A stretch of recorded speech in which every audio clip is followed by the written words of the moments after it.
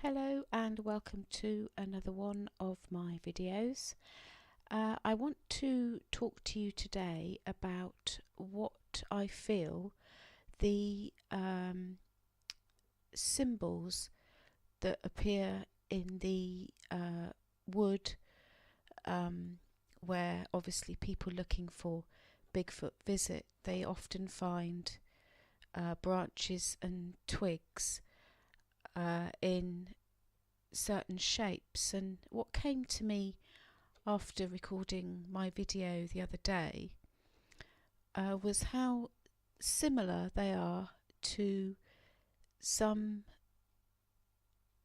shapes that are found on rune stones.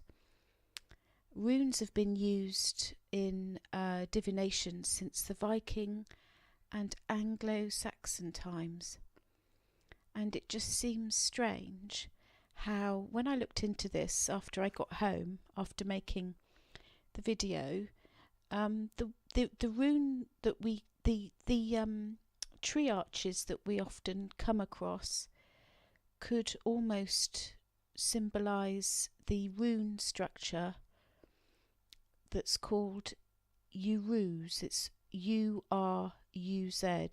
Apologies if I'm not pronouncing it correctly, but its actual meaning is a gateway. And I think that's quite strange because, as I observed the other day when I was in the woods, I did actually feel that it was a gateway of some kind. And then the other is El Haz, which there's a picture of that I've put as part of this video.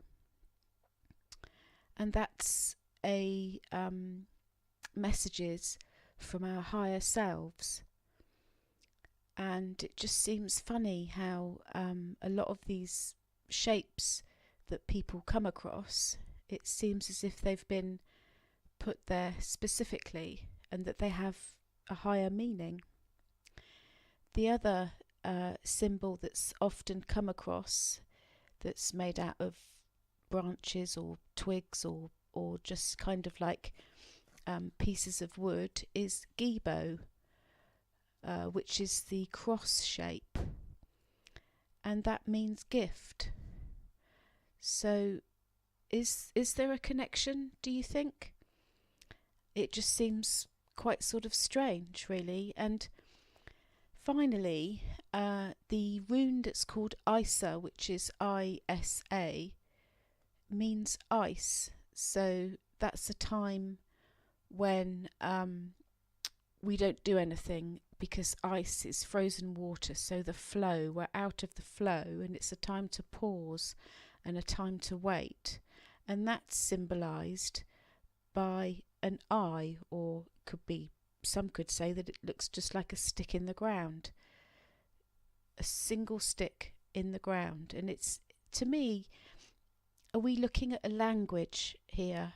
Obviously there are many rune stones, because you've got the two different types, because the Anglo-Saxon are different to the Viking runes, because they have more symbols. But I just thought it was quite interesting how some of these shapes match some of the findings that people come across whilst walking out in the woods looking for evidence of Bigfoot. So I just thought I'd put that out there and see what people think.